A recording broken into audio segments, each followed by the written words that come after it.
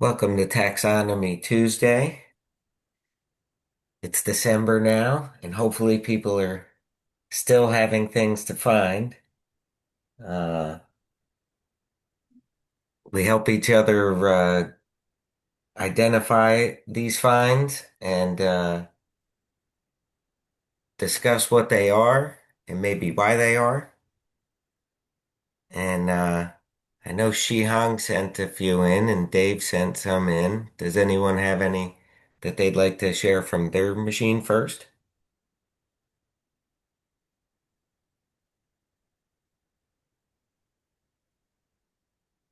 Let's have it, Jason.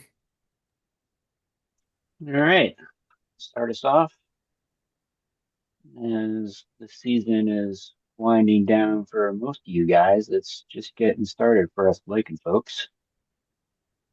So, what I thought I'd do today is a tour of the oppressed blue-gray foliose corticolous lichens of the Pine Barrens. Corticolous meaning growing on trees, and foliose meaning uh, not embedded in the substrate and having a distinct upper and lower surface to the lichen. So I've got a little collection here of about 15 species that I was going to run through very quickly just to see the pertinent diagnostic features that separate them.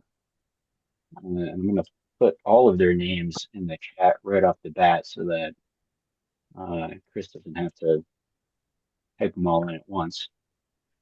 So let's see, share screen. So starting off with the most common species that you're likely to find growing on a tree in the Pine Barrens. This is Punctelia rudecta.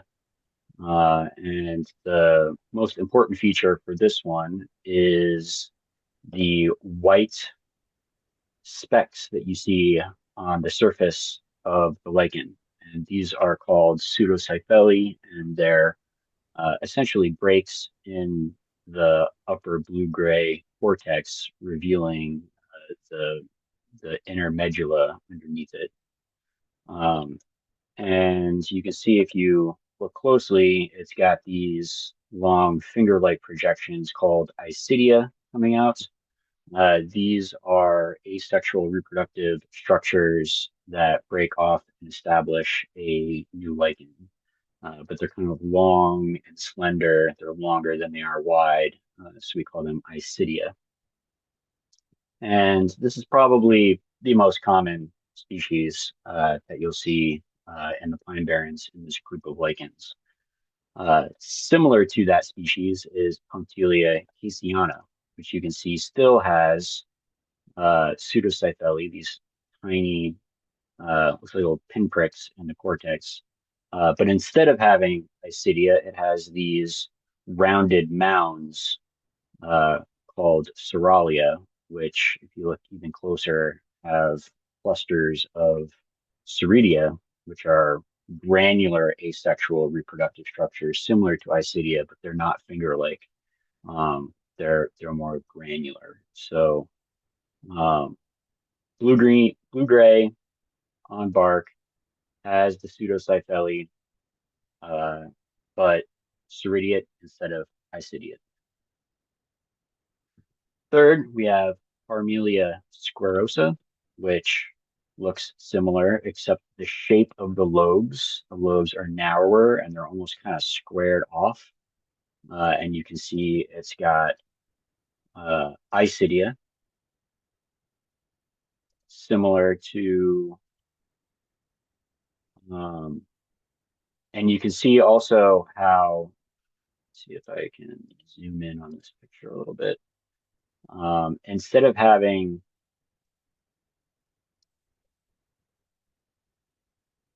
dotted, greatest picture, but um, this is called the hammer shield lichen because it kind of looks like a sheet of metal that somebody hammered, so it's got all these wrinkles in it. And then those wrinkles, as they break, they kind of reveal the medulla underneath it. So it kind of has these linear shaped white structures, unlike the dotted Punctelia rudecta and Punctelia caseana. So that is Parmelia squarrosa. Similarly, there is Parmelia sulcata, which looks very similar with the hammer shield uh, feature on the cortex and the kind of squared off narrow lobes. But instead of having pysidia, it has soridia. You can see there's one right here. There's a whole bunch of these soridia here. You can see some here. So again, whether it's soridiate or isidiate is critical when you're trying to distinguish different species, including ones that look very similar. Another super common species, this is Imshaugia Aleurites, and you can see it's isidiate. It also has a pale underside, which is a critical feature. A lot of these lichens have a black underside, but Imshaugia has a pale underside. Here's a close-up of those finger-like isidia, even closer. So each of these things can break off and start a new lichen thallus. This one, unlike the first four, this one is commonly found on pine, pine bark. The others, I've seen Punctelia rudecta on pine, but Imshaugia, I think I see more often on pine than I do on hardwoods. Uh, there is another species of Imshaugia placorodia, which I have in parentheses and list in the chat. I don't have a good photo of that species, but instead of that species being sorediate, that species is fertile. It has apothecia. So you've got two species of Imshaugia. One has pysidia, the other reproduces sexually with apothecia, which are those discs that release fungal spores.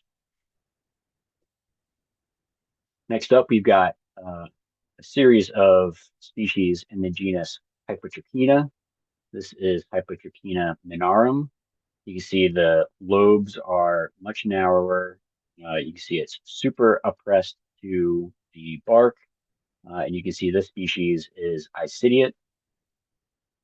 If I zoom in, you see how narrow those lobes are with the smaller, kind of wavy margins. Very different gestalts than the other lichens we've seen. And this one, a chemical test is needed to confirm the ID.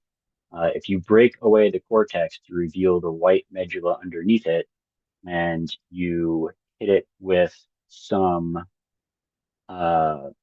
C test, which is sodium hypochlorite, it'll turn pinkish red. So we say the medulla is C plus pink red. And that reaction is what's called fleeting. So you hit it, and then after a few minutes, it kind of fades. So you kind of have to hit it and watch it. And the reason that's important is because there's another species, Hypotrachyna mcmulliniana, which I don't have a photo of, but it looks almost identical morphologically, but it doesn't have that chemical reaction. Its medulla is C minus, but it's just like the species, it's isidiate and has these narrow lobes. Here's another species of Hypotrachyna. This is showmanii. It's taking a while to load. And this species, instead of being isidiate, you can see it's sorediate. Instead of having those finger-like projections, it has these soralia. Again, these are things that break off and can create a new lichen asexually. And this species looks very similar to Hypotrachyna osseoalba, which is not super common. The way to differentiate this one from the other one, though, is to hit with ultraviolet light. This one, the cortex is UV plus yellow, which you can even see in daylight. The Hypotrachyna Hypotrachyna showmanii is UV minus. Next up, we got Hypotrachyna livida, which, as you can see, has these apothecia. So it has neither isidia nor sorediata. Instead, it reproduces sexually by releasing fungal spores. Those spores then need to find a photobiont or algal partner before it can form a lichen. So this is the only Hypotrachyna we have in New Jersey that reproduces by apothecia. Um, And then the last species of Hypotrachyna we have is horrescens, which is isidiate. It has very fine isidia. Sometimes those isidia have cilia, black hairs coming out. Most of these black things are rhizines on the underside of the lichen, but sometimes, I don't know if I have a good picture of uh, some isidia that have cilia coming out. You see the black underside.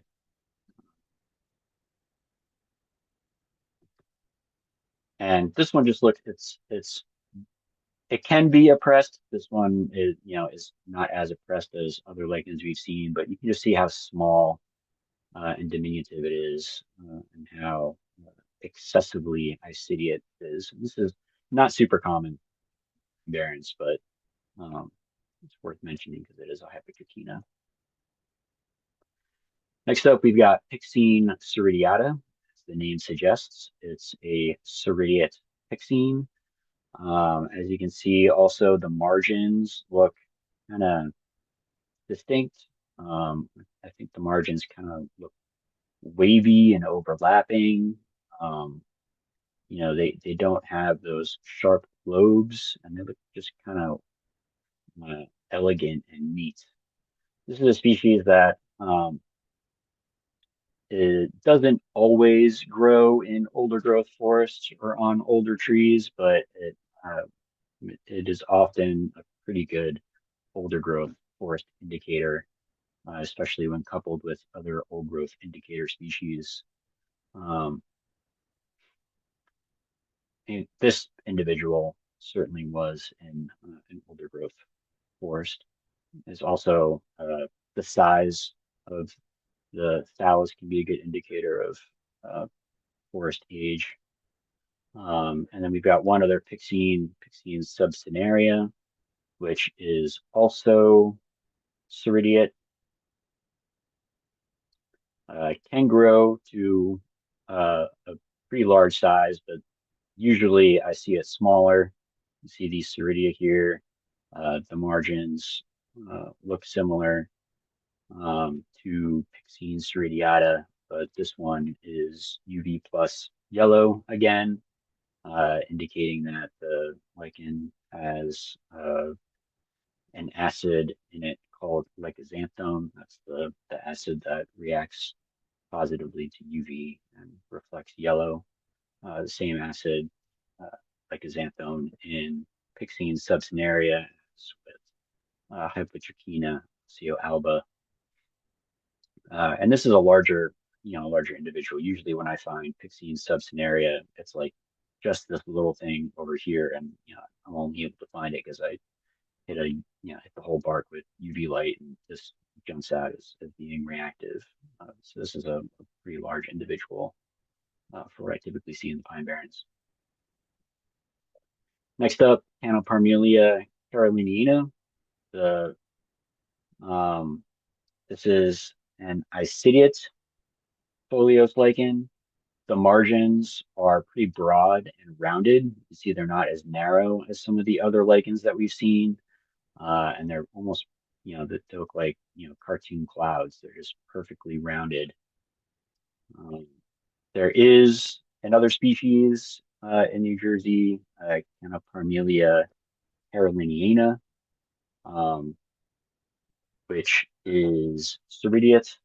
And both of the Canoparmelias, I don't have a photo of it, but both of them have a medulla that reacts positively to UV light, changing it blue, white.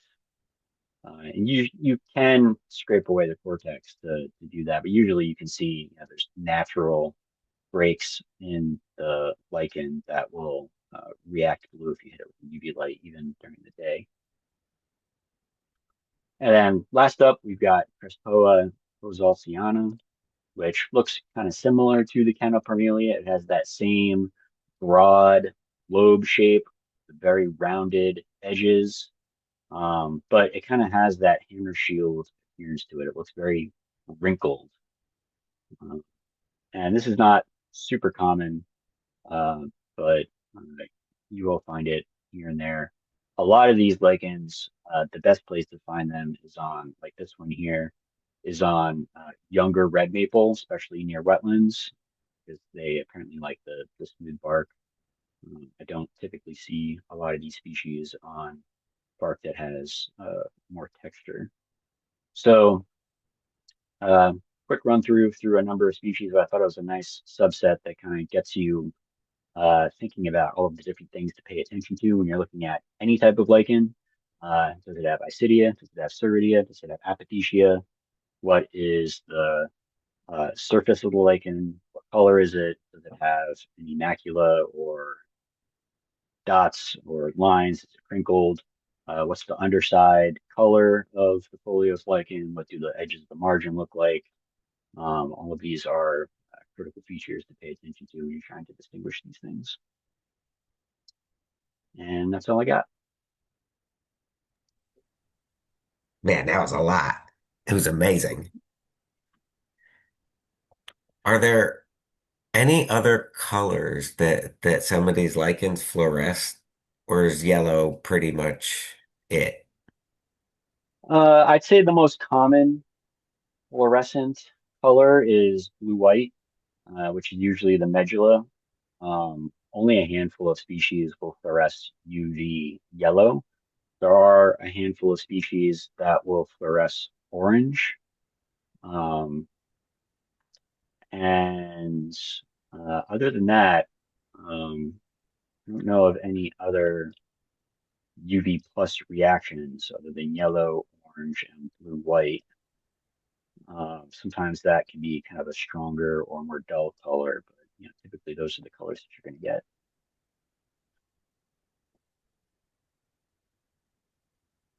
I've been watching a couple of these in my backyard, and I'm surprised they they aren't as slow as I thought. Yeah, I mean some lichens grow faster than others. They all have different growth rates, but usually the ones that are in suburban areas are the ones that grow more quickly. They're kind of the quote unquote weedier species. Um, so and a lot of the like this Punctelia rudecta that reproduces through the isidia. Most of the lichens that reproduce asexually are going to be kind of weedier. The ones that have apothecia tend to be less common because they don't spread as quickly or as far. Um, it's worth noting though with Punctelia rudecta, it is possible to find this with apothecia, and when you do, in the key, there's usually a big fork in a couplet that says, that asexually reproducing or is it sexually reproducing? Really, what you're looking for is does it have Pysidia and Ceridia or doesn't it? Hmm. Usually, if it has apothecia and it usually reproduces by apothecia, then it will not have Ceridia or Isidia. So, in a case that a lichen has both, consider the apothecia kind of uncommon and treat it as an asexually reproducing lichen. And I did have another question. So if they reproduce with the apothecia, are they their partner, as it were, is that just also floating around out there? Yeah, not a lot is known about that. I mean, they do need to, at some point, that fungal spore has to land on a suitable substrate with, it's not already occupied and in some way encounter, um, an algae, or a cyanobacteria. Mostly it's an algae. There are free living algae out there that they are able to utilize. So I guess, a fungal spore and I guess an algal spore can both land on the same spot and create a lichen. Some people I think have hypothesized that perhaps a fungal spore is able to basically borrow like an algal inoculant from an existing lichen, like a nearby lichen. Maybe it's able to take an algae out of an existing lichen before it starts to grow. That's pure speculation, but it's kind of hard to believe that all these sexually reproducing lichens are able to survive and reproduce. And able to find enough algae out there, and all the things that have to come together for sexually reproducing lichen to actually succeed. I mean, even fruiting mushrooms, two myceliums meeting in the world. Yeah. That's awesome, Jason. Thank you. Yep. Does anybody else want to share from their computers?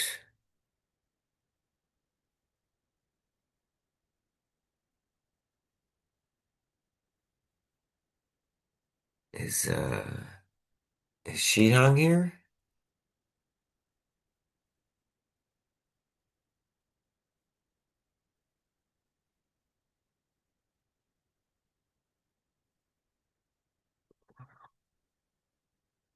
Or if Dave wants to go?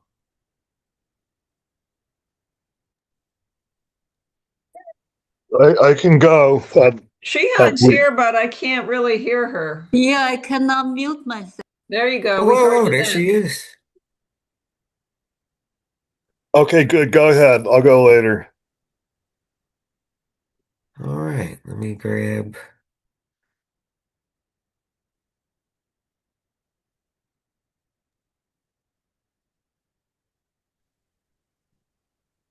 Okay.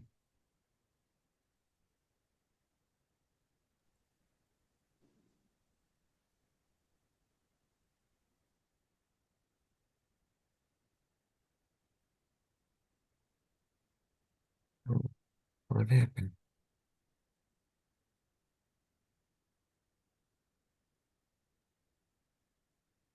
Let me try that again.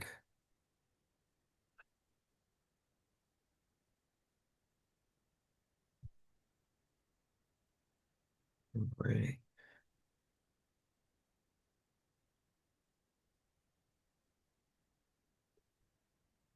All right, we can see that, Chris. Shihang's back on mute.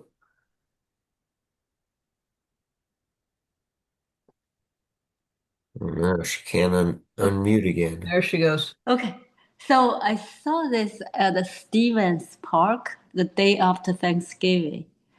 Um, I mean, if I look at the photo, it looked like a little bit lilac, but back there I cannot see this color, so I wasn't sure if it's really fluid. I took home, I did some spore print. It appears very light brown or kind of a peaches color.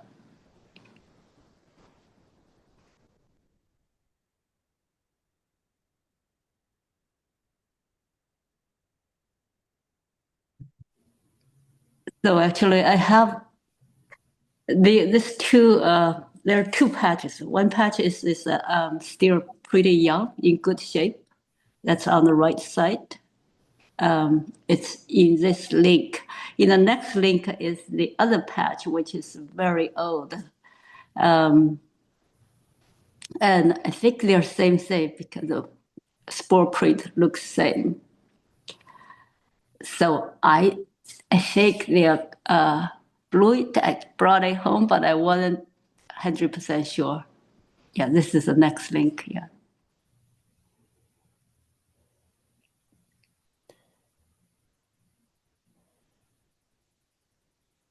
Well, I think it's certainly not a cortinarius. I think it is a Collybia. It could be a different species, not necessarily nuda, but I don't think this is a cortinarius. Okay. Yeah, there's a few former lepistas that are very similar to bluets. I'm not sure how to tell them apart. But the spore print looks right. It's a good Yeah, idea taking it on white. yeah. The one that we found commonly in the Pine Barrens this season was Lepista irina. We haven't seen too many bluets, but uh, the other one, Lepista irina, appeared several times. We had collections from at least, I would say, 3 forays in October, and I think we also found that one in at the last foray in November at the Stella Manor. Igor, those should be almost white then, right? They were not purple. They were this kind of a fleshy color, kind of a grayish. I'm not even sure what color to describe it. They were much paler. They looked more like this than the purple or violet or lilac Collybia nuda. I have a photograph of the last collection from Estelle Manor. I'm yet to post that on a Mo, and maybe I'll feature that one in the next Taxonomy Tuesday, just for comparison purposes. But we just called them Irina and called it a day. I think Ursula took them home to eat, something like that.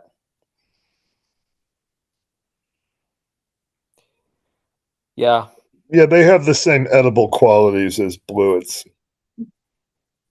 Okay. What So about what's the the what about the brown bluet? Isn't there Collybia runiocephala? Can we rule that one out? Is this an American? I see records on iNaturalist, but it doesn't mean much.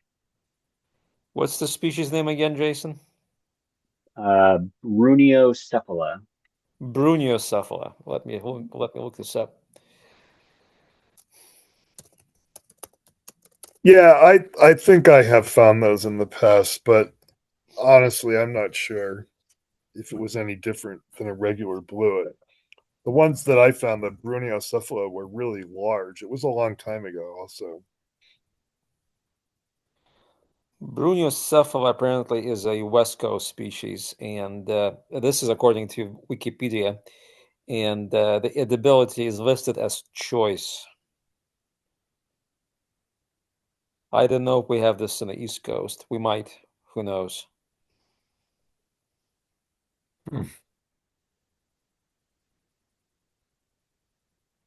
So we have these other lepistas from with the same morphology, type of morphology as Lepista nuda, Lepista personata, Lepista fibro fibrosissima.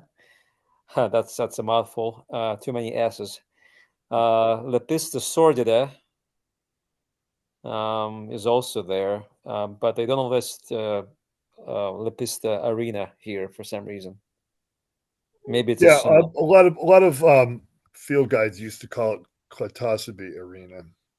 I I'm see. not sure if that one's been put in Collybia. Probably. I mean, my Pretty understanding far. is that one was very pale, almost white. Yeah, the ones we found in the Pine Barrens were not as brown as this Bruniocephala, which actually means brown head. Brown-headed Collybia. Ours were more pale, kind of more whitish, maybe slight pink tinge to them, grayish pink. Tough to tell. You said this was the day before Thanksgiving? the day after Thanksgiving? Day after? Yeah. It's been getting pretty cold up that far, I No, think. some of the flat one was frozen on the ground. Wow. So I found you didn't try bluets to. pretty. Oh, Sorry, God. Dave. Go ahead. Go Oh, ahead, Dave. I'm sorry. Yeah, I found bluets pretty late. Um, Geez, when was it? Maybe the 23rd or 25th. I think it might have been the 25th, and other people found some bluets around here also pretty late. The one thing you have to be careful of is hebeloma. They look a little bit like bluets. Yeah, in their actually, places. I thought about that. I did find Hiploma, but Hiploma, the gill looks like a little less dense than this one. Sometimes the gills are kind of close together. A lot of times the gills um, will be a little bit decorated on the edges. Hebeloma often smells like radishes, and bluets have like a nice smell. And the other former lepistus also have have a nice fragrant odor usually. Yeah, I try to smell it. I just cannot smell anything. I just smell like a regular mushroom. Yeah, Then well, I have a bad these look smell. like bluets. Yeah. Also, Hebeloma have spore prints that are a little bit darker. They're more Mm, distinctly brown, light yeah. brown, but you can tell they're brown. These um, Collybias that are all pretty close to Collybia nuda, they all have really light spore prints that are just kind of like fleshy, peachy, pinkish sort of. Yeah. I will use peaches to describe the Yeah, in footprint. fact, if you take a bluet print on black background, it might actually look almost white.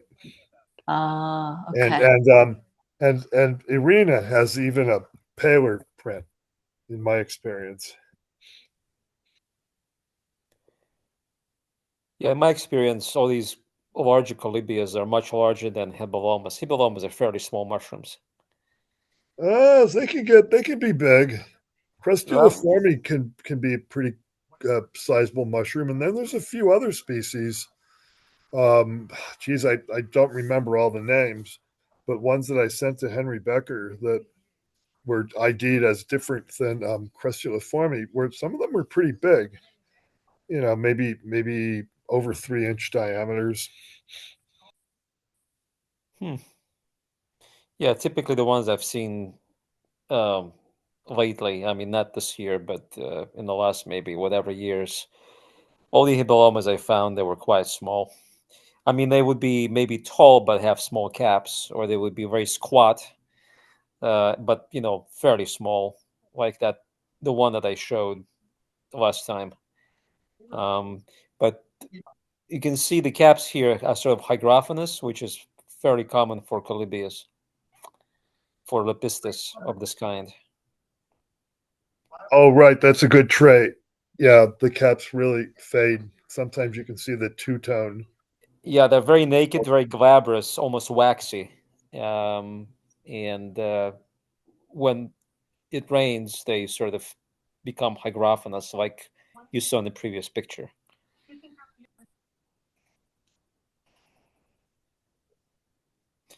Cool. Yeah, I've never eaten Lepista nuda. I mean, I was very confident of IDs. I just never tried it. They make great cream of mushroom soup. Okay, Hmm. so They're good in stuffings, like stuffing for chicken. They're really good in. ah, I Um, see. They are oh, not you a know what beginner was? mushroom, though, by any stretch. yeah. Yeah, you have to make sure. You know, you have to. Once you learn to recognize them, you will recognize them. Well, the, Um, the main point is that, if you don't see the cortina and the spore print is very pale, then pretty much, and then of course the overall gestalt, you can separate that pretty well. With those 3 points, you can separate that species or those species from cortinaries pretty easily. yeah, Mhm. actually, though, you know what? I have an old photo stashed away someplace. A purple Cortinarius mushroom, one of the large ones, and a bluet side by side, and it's it's really hard to tell the difference. I took to one of our club meetings here once a bluet and probably the same Cortinarius mushroom I'm talking about, and passed them around. People couldn't tell the difference, and one guy swore that they were both bluets.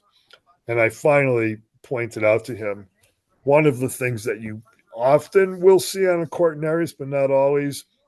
You'll see a little bit of brown spore dust on the stem. That's right. That's where the remnants of the cortina, once attached, Yes. Mm-hmm. and that's a Do you telltale see sign. Yeah. do you see culinary as this at this season, or usually it's a little earlier? Oh, there's so many Cortinaria species, and some of them start very early, and I think most of them probably are found in fall. Okay. But there's so many different ones, and they're not all big. Some of them are small, some of them are purple, some of them are brown, some of them are yellow. It's a really big genus with a lot of morphological diversity. But there are a few that look like bluets. Mm-hmm. The gills usually look a little bit different. Also, they're kind of not as close together as bluet gills, and a little bit more, not so like the edges aren't so nicely tidy. Bluets have these like really nice tidy edges until they expand and get old, and then they get a little ragged. Okay, so this mushroom is in between the two patch of bluet. I consider bluet, but this one is it looks different if you see the next picture of the bottom.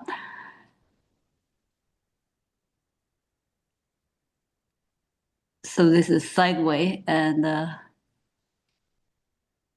that's from upside down. Probably the same thing. Looks the same to me. I Just older. think it's probably the same thing, but Just this is older. Okay. but the general rule of thumb is what you're doing the smart thing, Shihang. Yeah. You're noticing that it doesn't look exactly like what you expect, and Yeah. so you put it aside. You don't put it with the others and treat it separately. And maybe you use it to study. Maybe get spore print. Maybe look at the spores with a microscope. Do a few things, but treat it as though it's something else. Yeah. This thing's pretty dried out, but this type looks like the other two. Okay. And you said you could see the other patches from this one? So this is in between that two patches. In the middle, I see this one. And I just think it looks a little bit different, but it's too old. So I thought I will just separate this and put in a separate link. Yeah. Yeah. You see, show the gills on this one again. You'll see what I mean, where the gills, they get a little bit less tidy looking, when the bluet gets a little bit older. Mm-hmm. So see, these are a little bit more sort of not real nice and straight, and the occupying almost the same plane, and they're kind of a little bit ragged. Mm-hmm. So and a kind of more brownish. yeah, also more brownish. Probably bluets get turned brown when they get old. That's typical. But yeah, just don't call that one a bluet, even though it might be. Okay. Yeah, I think that's. Did I say more or just these three? I think.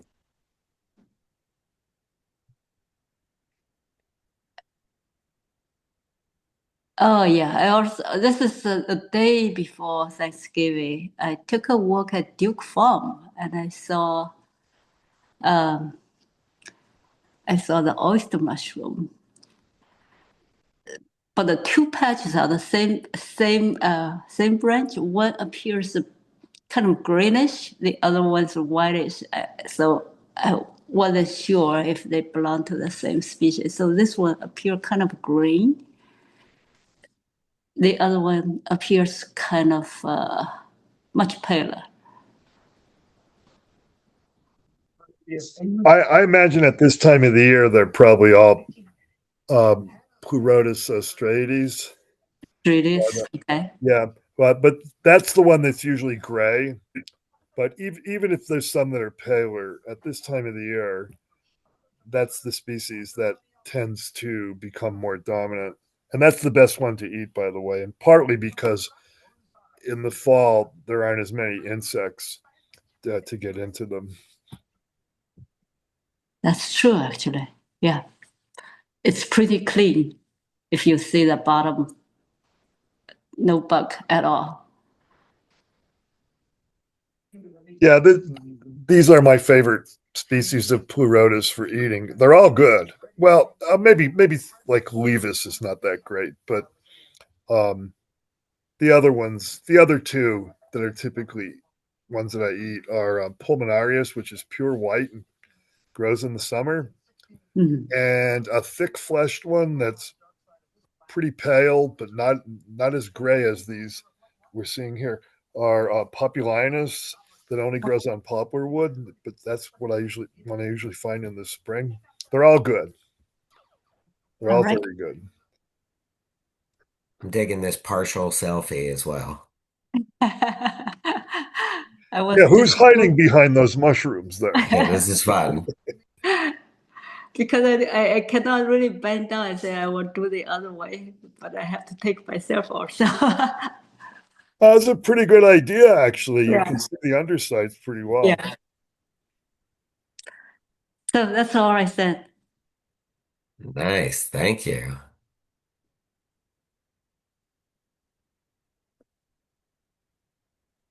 Just another feature on the pleurotus, those gills are running all the way down the stipe. So they just keep on going from the edge of the cap all the way down to the base.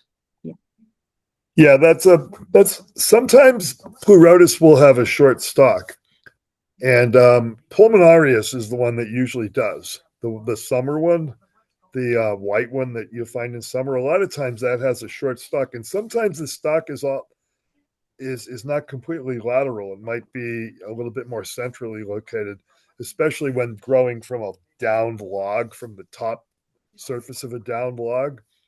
Pulmonarius will have a stalk that's almost central. Um, and then also, you should be aware of Pluricybella porgens, which I don't know if you get that very much in New Jersey, especially southern New Jersey, because I usually find that one on hemlock. And that's the angel wing mushroom, which used to be considered a very good edible, but there have been um, some reports of poisoning um, from Japan, so they're no longer recommended. They are thinner fleshed. The gills are tend to be not as deep, and they're pure white. And if you can identify the wood, is good. Um, Pleurocypella porgens grows on conifer wood. In my experience, almost always hemlock.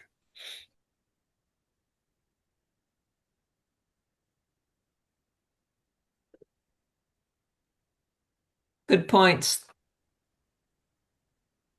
I wanted to show one more Shihans real quick. Do I have more? Yeah, that one. I thought this one was real Oh, nice. I saw something very similar. It was real high in a tree, and it looked just like that. Yeah, it's a late occurring species. I'll find these sometimes in winter. Yeah, it was already pretty cold when Mm-hmm. when I saw them, and they were up in a big tree, but from across the street, it was that color. But Yeah, a those are lot of times they have kind of a frosty appearance on the top of the cap, or there might be hairy on top of the cap. Sometimes they smell bad, but not always. No, they don't smell bad at all. That's why Yeah, I wonder why it get that name. sometimes they don't smell. I have had about half of the ones I find smell, and the other half don't. yeah, these are really really cool. That's a great picture. Yeah, this one was from Boston somewhere. They probably taste really bad. I mean, I don't remember ever tasting them, but I imagine they taste bad.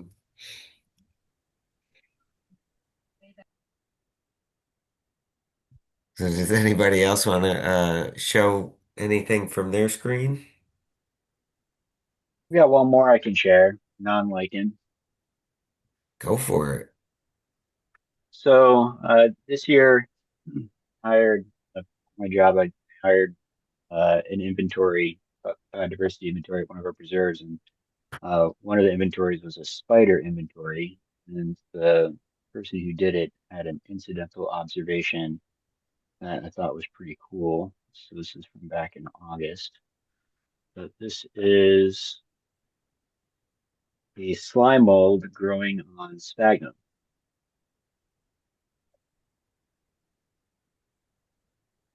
And it's got white spherical heads and a colored stalk. And those two features are critical to uh, what I believe this is. But here's another shot. I think this is on Sphagnum recurvum. I don't have enough good side shots of the sphagnum to confirm. Um, Interesting how some of these branches here almost look like they're starting to die. But um, pretty pretty cool uh, slime molds growing on a very wet sphagnum.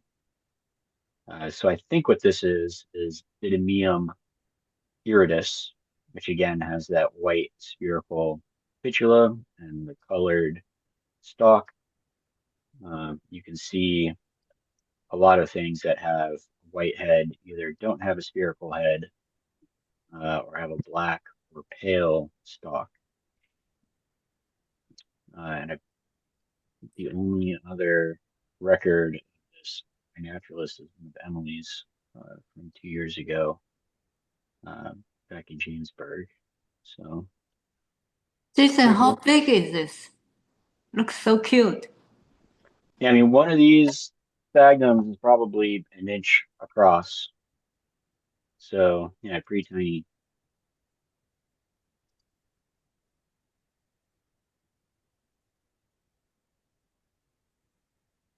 Millimeter or less, those Yeah. spherical heads. I'd say so, yeah. Yeah.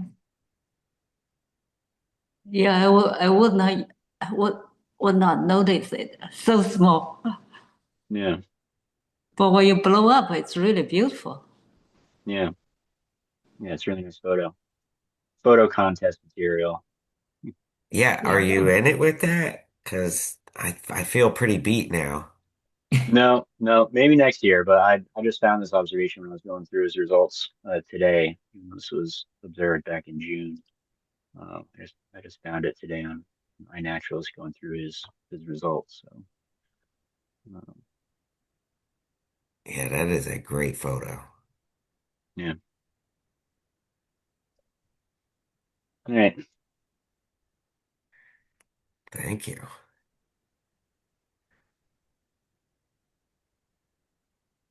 Does anybody else want to share from their screen or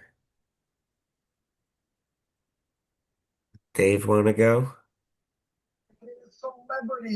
Okay. Yeah, go ahead. Yeah, I'm ready. All right. 30 seconds, players. Good luck.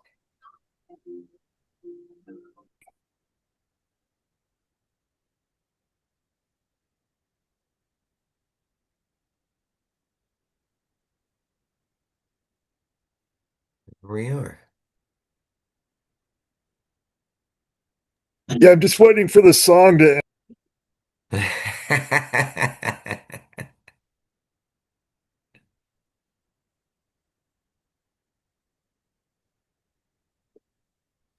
So these alleged Rhodocolybia mushrooms have been bothering me.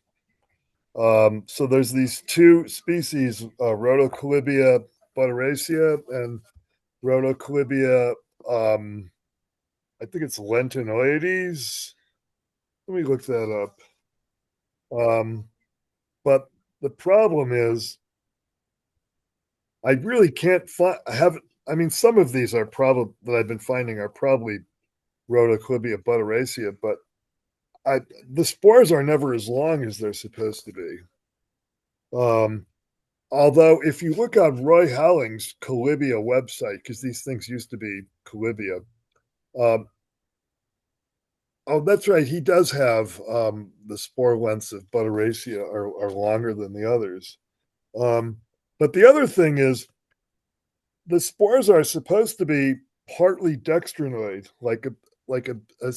a noticeable percentage of the spores on either of these Rhodoclibia species are supposed to be dextrinoid, which means if you mount them in meltzers, they will be purple, like reddish purple.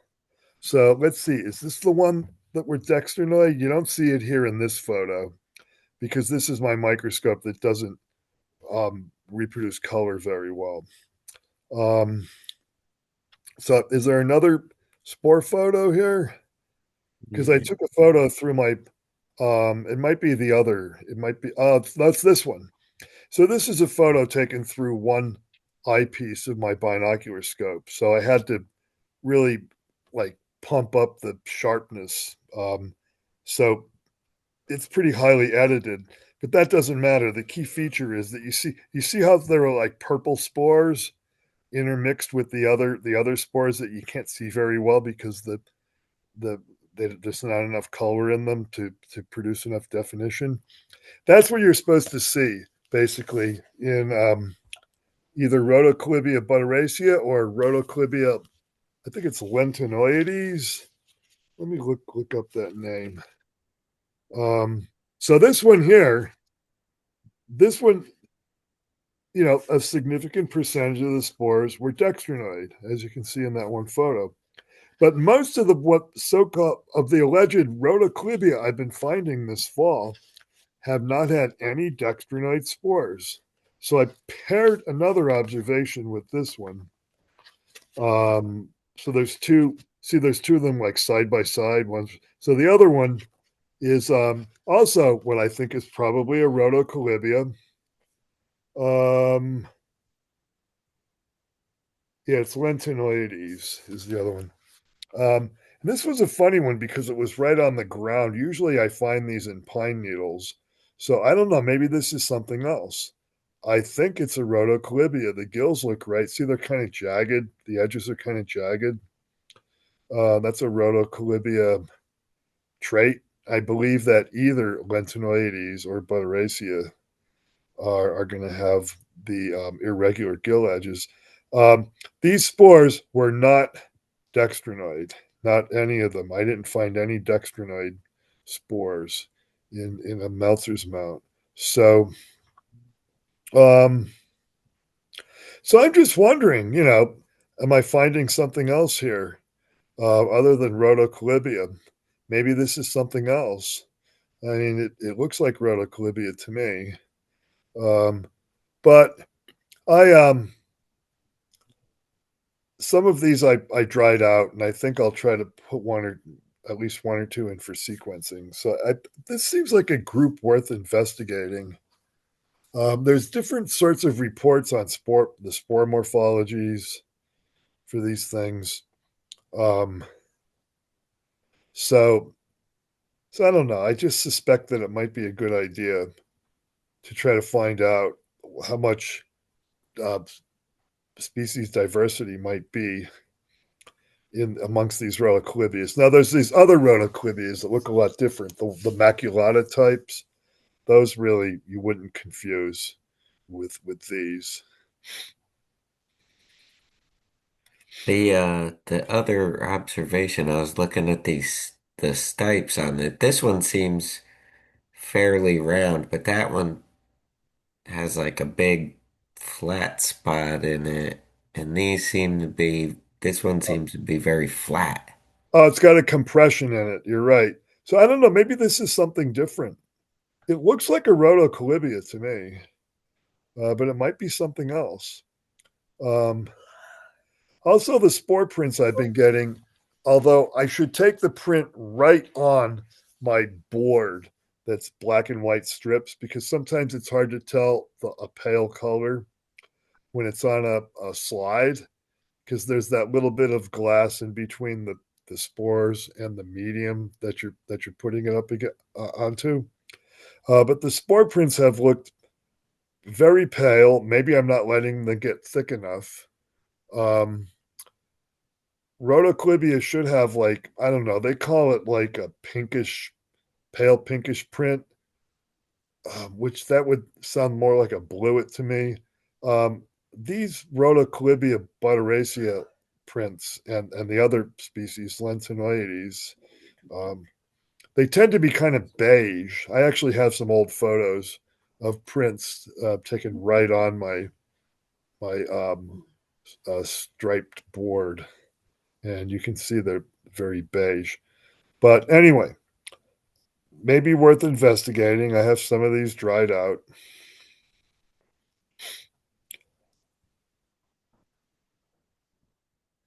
So here's an interesting Cortinarius that was found in some moss under pines, 2 and 3 needle pines. Pitch pine, Virginia pine, and Scots pine are all present in this area. And somebody on iNaturalist had a proposal for a section, or I think it was a section, not a subgenus. I think I proposed it down below amongst the ID proposals. And so I looked up in one of the papers I have from Quebec on Cortinarius, and there was a species that they listed that looked a little bit like these mushrooms, but the spore dimensions were way different. So it's another thing that I dried out. I'll definitely try to get this one into the sequencing queue. It seems very interesting. So I know I'm almost certain it's a quart. The one there are deposits on the stems. So it's got kind of like these very white, very small white fibrils on the caps, somewhat umbonate, and these spores are larger, and the Q value, which is length over width ratio, is a lot bigger. And in fact, I've got spores from 2 different of these mushrooms, and I'm pretty darn sure they're all the same species. But the Q value for the spores seen here, these spores came from the unopened cap, the one that's a little bit younger, I guess. And the other spores, so that one up in the center middle, sort of.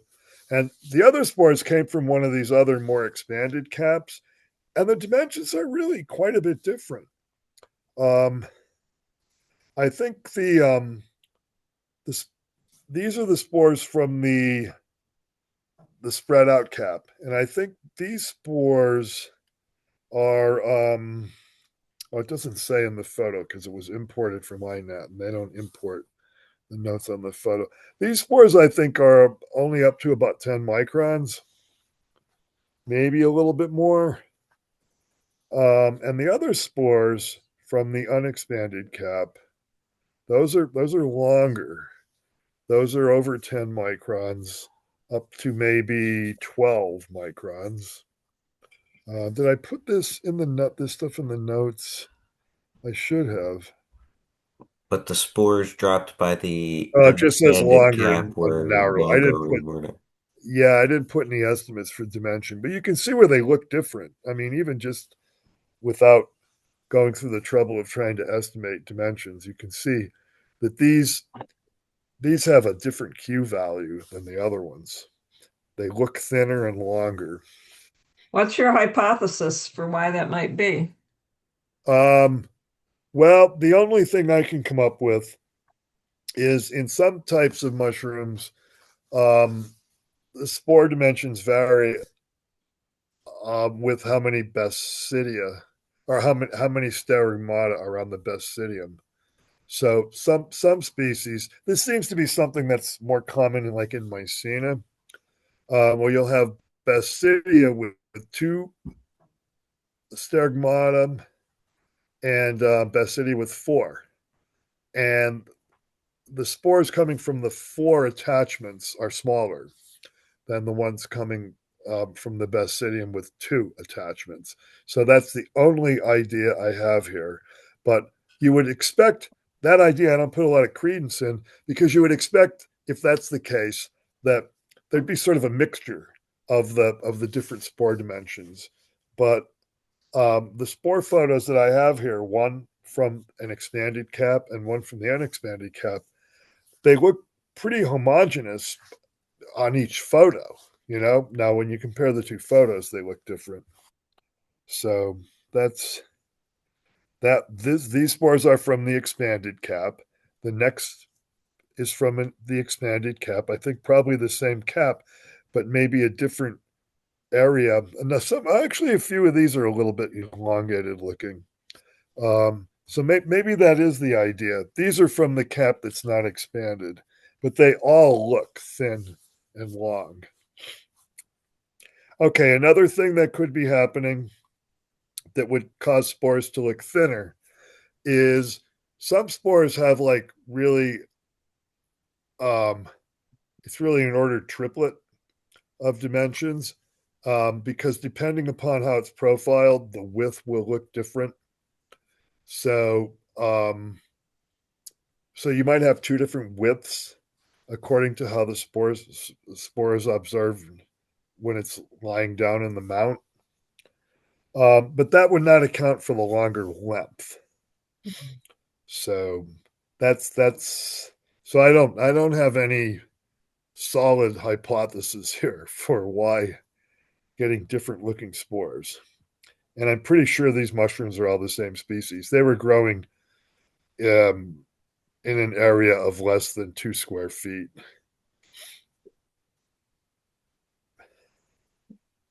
In moss, and they look, the caps look the same. They have the small white fibrils. The gills look the same. They're the same color. Mystery mushrooms. Yeah.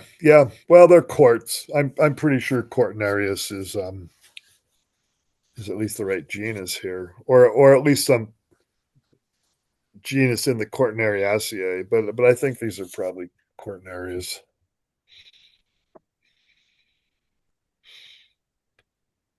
You can see there's little white deposits on the stalks. That's the Cortina. Okay, another thing that I tend to find late in the season are mycenas, and there were at least 2 species of mycena. I had 2 observations of what I think are this species, and I don't have a name for this species. I've had some mycenas sequenced, um, but these guys didn't seem to match up with any of the mycenas that I've had sequenced. So I'm just listing them as mycena. So notice they had really long, thin stalks that were deeply inserted into the substrate. I believe these were in moss, but it wasn't real deep moss, but the mushrooms were pretty deeply inserted. You can see there's like a little notched attachment. That's like a slight decurrent tooth. But that's pretty common in mycena. So interesting. It's just interesting things to find. These spores are pretty big, but they're not as big as the spores in Mycena megaspora. So these spores are pretty big, though. They're probably up to around 12 microns. I don't think I wrote any estimate here, but they look like they're probably up to about 12 or at least 11 microns. Yeah, some of those are probably around 12. Some of those spores are pretty big, though. I should have another look here and see how big they get. Okay, this photo right here is showing when a drop of melters is placed onto a spore print of one of these mycena mushrooms. Now, do you see especially along the perimeter where it's black? And then you can also see a little bit of black. And also you can see where the spores were dropped and made lines from the parallel lines from the gills. And you can see that those lines are black, and it's also black towards the perimeter. That's an amyloid reaction of the spores to a drop of melters. It's not a real strong amyloid reaction. I think the next mycena I have to show, there's a stronger reaction. But I prefer to evaluate amyloid versus non-amyloid by getting a substantial spore print, if possible, and put the melters onto the spore print and judge, assess whether it's amyloid or not, like this. Because, for instance, mycenas, a lot of them have thin walls, that the spores have thin walls. So even if the spores are absorbing the melters and turning dark, because the walls are thin, it's not particularly dark looking under the scope. In fact, those spores that I scoped and the other photos here, I added a little Congo red to really bring out, make them more evident under the microscope. But this is how I like to evaluate amyloid versus non-amyloid. But dextrinoid is more subtle. You really have to look under the scope to see if there's a dextrinoid reaction. So you're saying that even in here, Yeah, see the little lines up there in the upper left? Those are where the spores dropped. Uh, Mimicking the shapes of the gills, and you can see they're dark. Those lines are dark from the melters turn them. These spores were white. All mycenas have white spore print. So, and you'll notice along the perimeter, and that's because the drop of melters is kind of pushing the spores outward, and it's making like a little spore pile. So there's more spores there to show the reaction right along the perimeter. I've got another mycena coming up where I showed the same thing, a drop of melters on the spore print. And it might be that this next one just had a thicker spore print. I'm not sure. But these are clearly not the same species as the last ones. But these are also some sort of mycena. This is where they were growing on the ground, with needle litter and some hardwood leaves. The gills are a little bit gray on some of these. They're all the same species. They were all growing like in 1 square foot. Some of the gills are white. Some of them are kind of gray.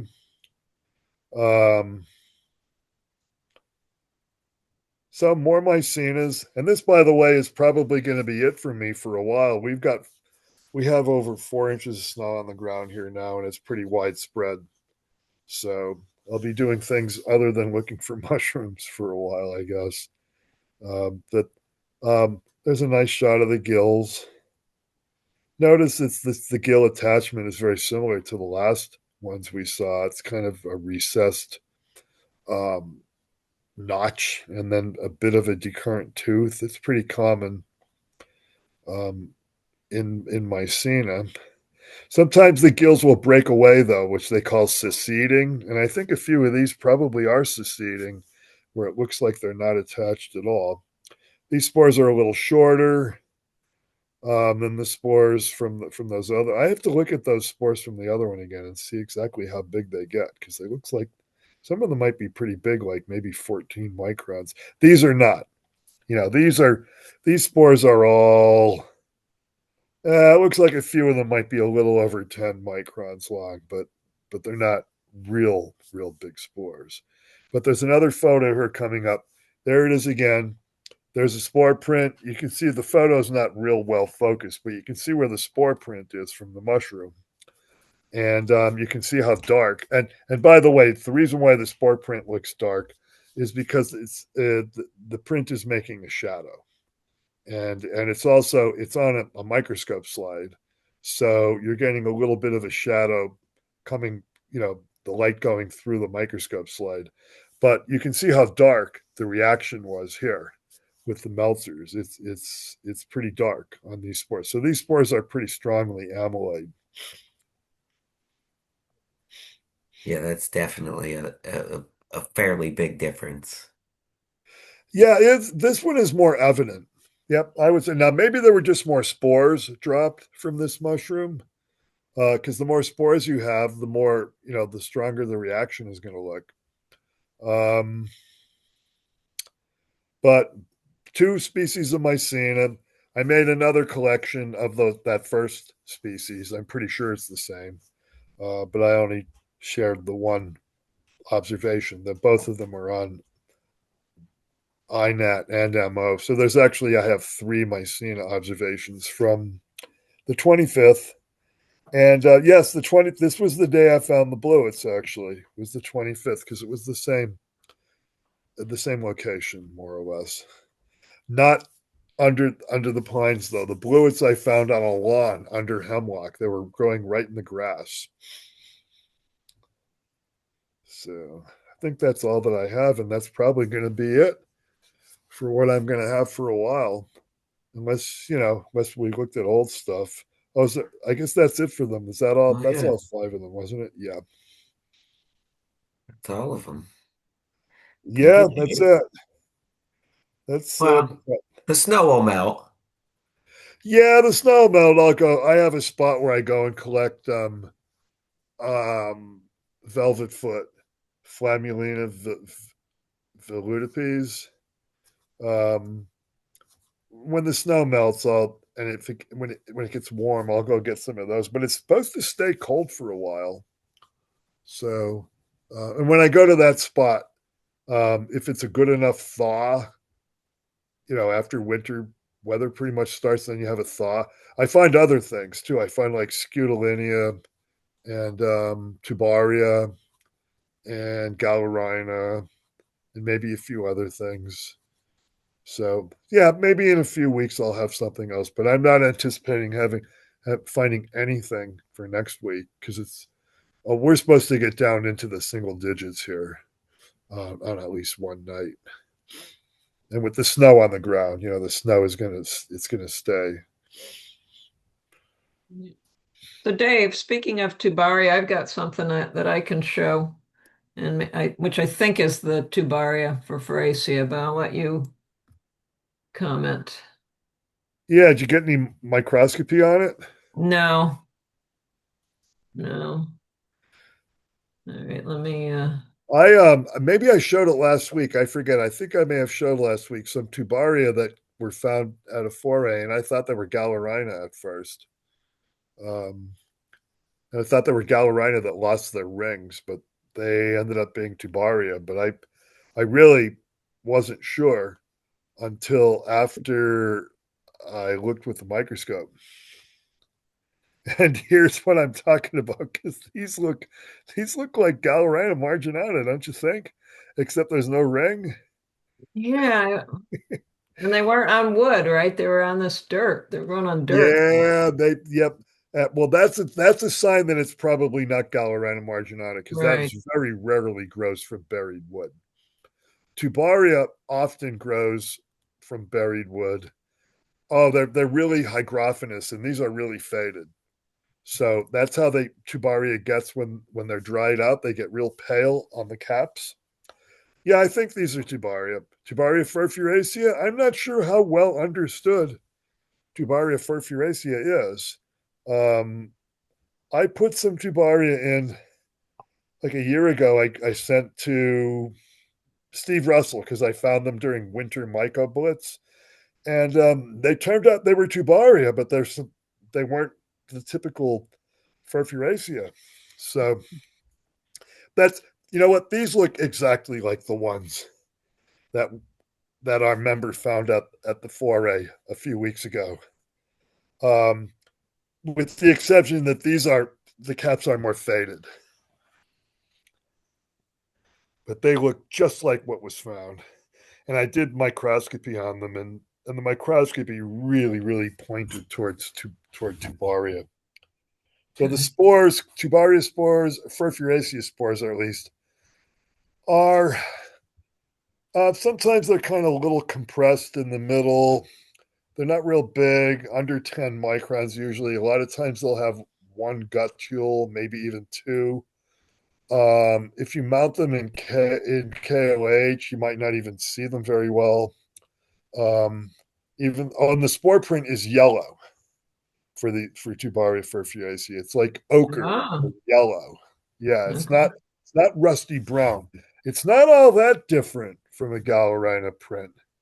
Um, but it's more yellow, really.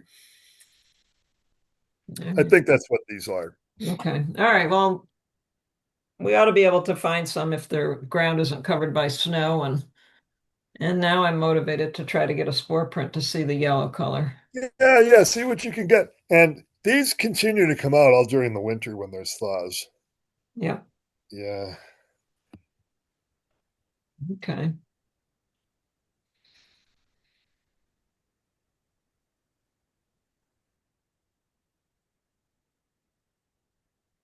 How about this oddly appealing and Oh, wow. slightly grotesque thing? Anybody any ideas on what this is? Calling it a pholinus. And it was growing all over this tree, everywhere there maybe there had been a knot or a branch. Oh, I see. On the side view here, you can see that it actually is a polypore sticking out of the substrate, Yeah, not just this resupinate thing. Oh, yeah. okay. So Yeah, What, probably do you know what the Pholinus. tree is? Is that a maple?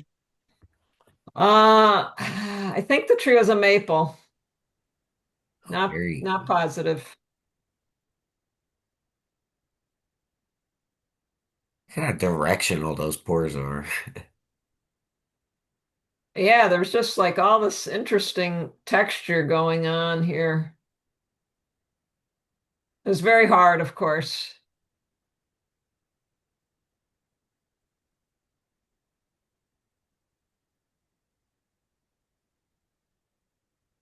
Pretty good size.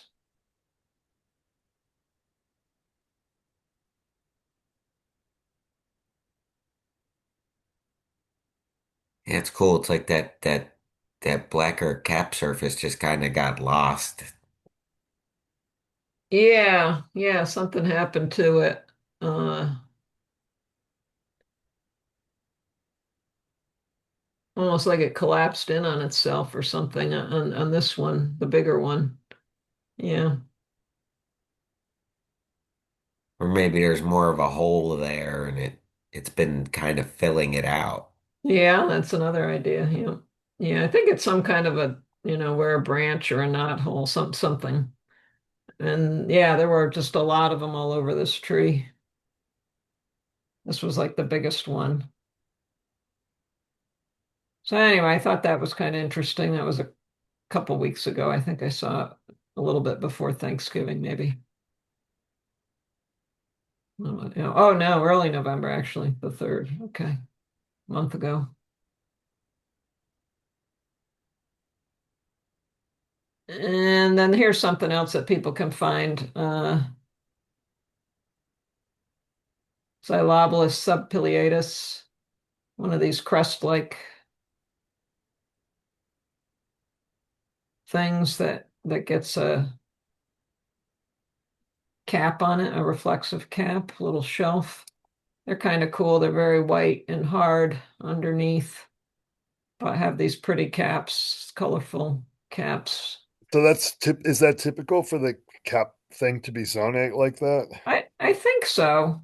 Um, Usually more brown. These seem kind of golden, I think, but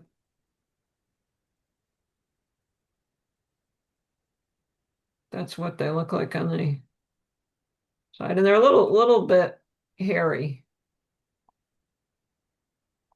little tiny tufts. It's kind of not very well focused. No, it's almost without having sort of the different looking underside, you might confuse this with like Trametes hirsuta or something like that. Some like Trametes. Yeah, yeah, but when you see the underside, it's not Termites. Yeah, it's different. Yeah. Really, really small pores, I guess. Yeah, Does if it have pores? It's not like a steroid I don't thing. know, Huh. eh, I'm not sure that it has any pores. It's a little bit, it's not perfectly smooth, but it's kind of I don't know, seems like a little bit frosty or something. What's that species name again? I'll look it up on MycoQuebec. Um, yeah, what am I calling it? Oh, it's Xylobulus. Yeah, Xylobulus subpileatus. I think that probably has pores, but they're just really small. Let me.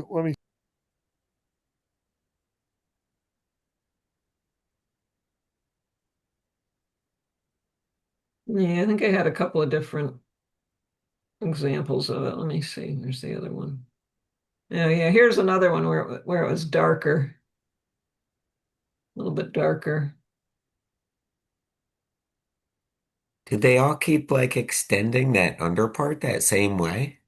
This part down like this? Yeah. Yeah, yeah, they all seem to do that. Then they come up and then they reflex out with these zonate caps. And you can see there's like a lot of them going along here. And yeah, this was on the end of a log that had been cut off. Yeah. Cool. Yeah, they're pretty I thought they were pretty colorful. You can see some of them are quite long, right? And then others are just these little semicircles, but this one up here on the top is quite long. I don't know if it was, a couple that ended up growing together eventually. Probably. But very, very hard, very tough, just super tough. Did you find anything on Myco Quebec, Dave?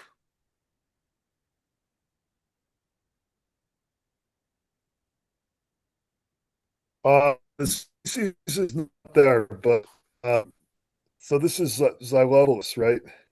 Xylobulus. So it's in the same genus as Frustratulus, Yep. and so I would expect if the one has pores, the other one does, and vice versa. And so I'm just getting around to looking up Xylobulus frustratulus on Mushroom Expert, and it looks like probably these don't have. Um,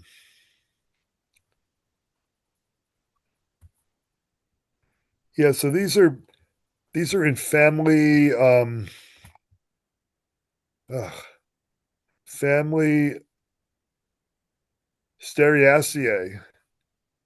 So that sounds like sterium, right?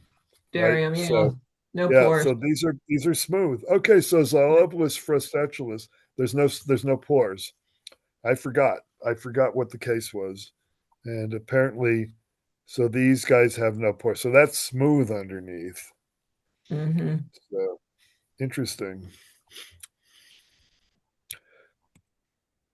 Yeah, tough crust-like fruit bodies, somewhat flat to wavy caps, feature a dark zonate top, light underside. All right, typically growing on fallen oak. Oh, creates a distinctive honeycomb-like decay pattern. Um, it's considered endangered in several European countries. I don't think I've ever found this, or if I saw it, maybe I just You thought it thought was it was turkey something tail and else. just moved on. Yeah, well, take a Hmm. closer look, Take a maybe. closer look, right? Mhm.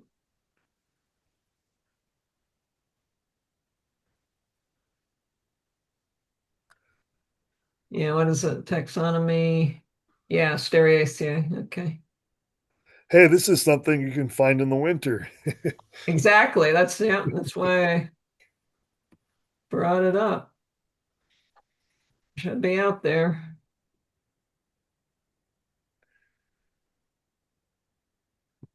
Nice. Thanks. That's a good one. Okay.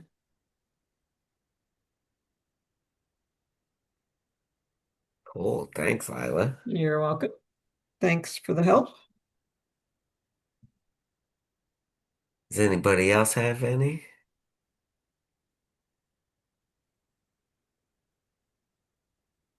I have just a couple that I didn't even post anywhere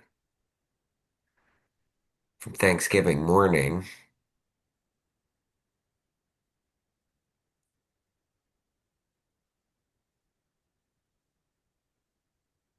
Ooh, Yeah, and it's super fresh. that's interesting. Yeah, I found one once in December. It was like this really abnormally warm fall, maybe 2012, somewhere back around then. I found one in December once. Yeah, it was just, right there, trailside, as fresh as could be. No- no bug damage this time of year. Yeah, so just Griffo. so people know what we're looking at, that was Grithola frondosa, the hen of the Oh yeah. woods, or Maitake.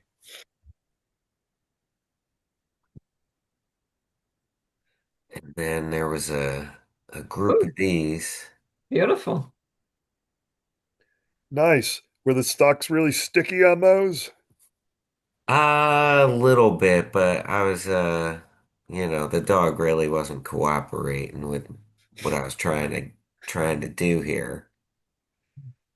Yeah, it looks like the stalks are kind of translucent yellow, Yeah, but maybe not. So that would suggest Mycena, what is it, Epipterygia, I think is the species name. But those are so sticky you can just press your finger on the stalk and it'll stick to your finger and won't fall off.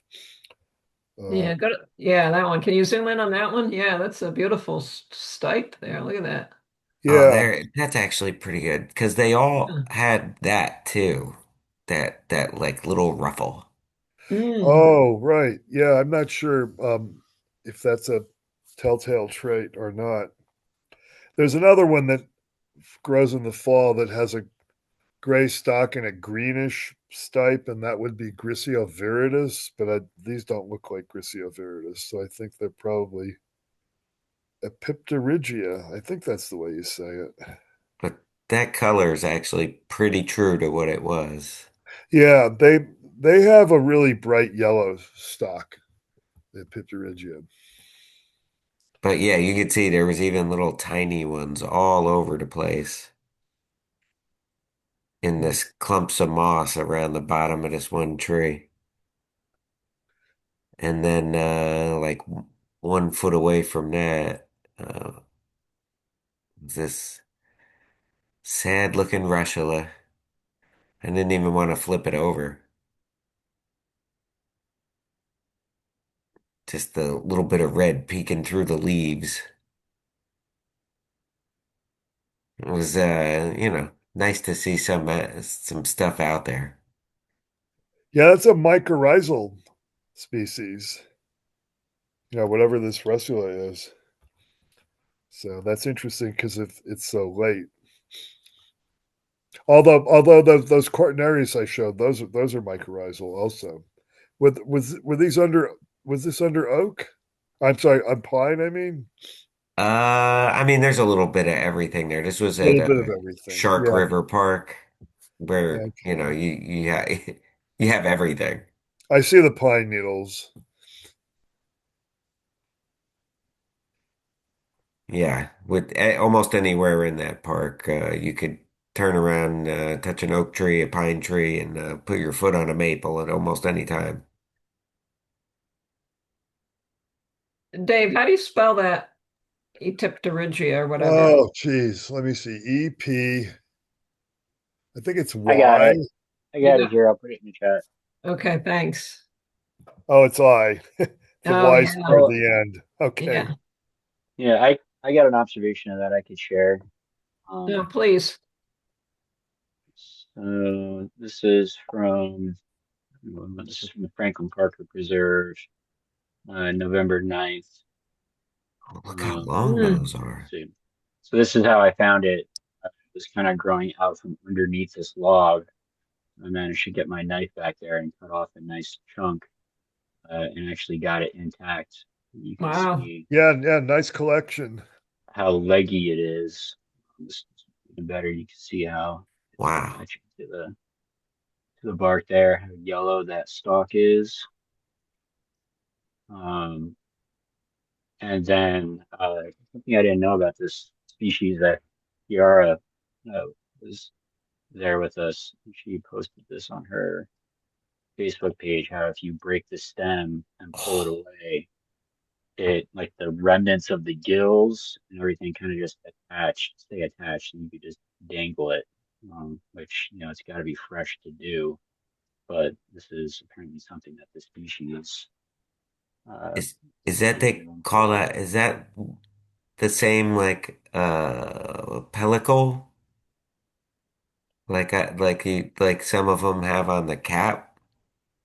I'm not sure. I think it's probably just slime.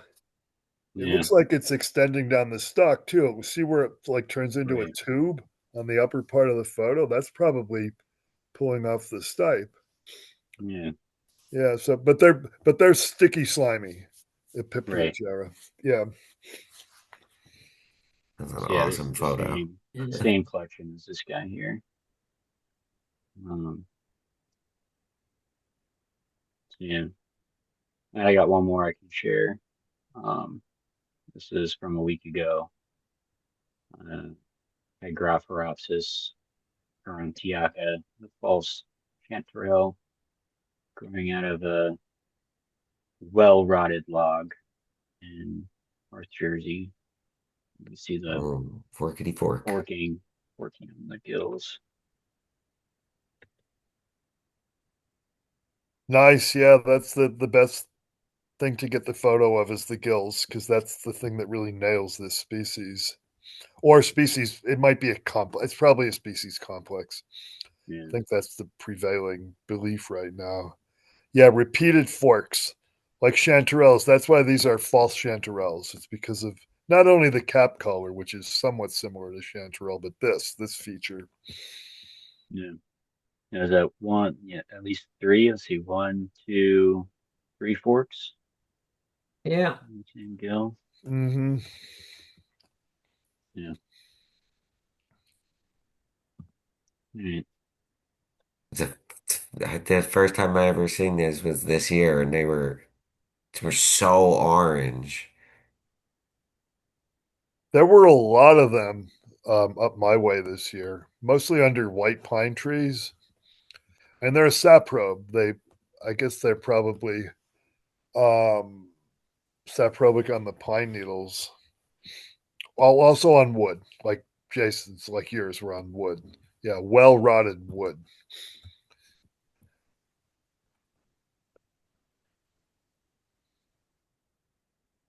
Oh, we have